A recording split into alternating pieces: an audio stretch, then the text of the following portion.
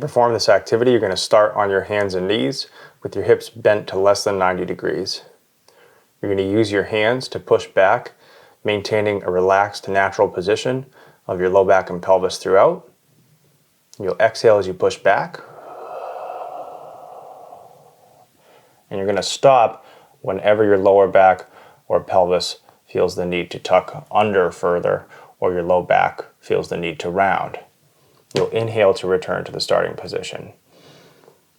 Once again, exhale as you push back towards the 90-degree hip position, maintaining your low back and pelvis in a relaxed, natural position, preventing any tucking under, and then inhale to return to the starting position.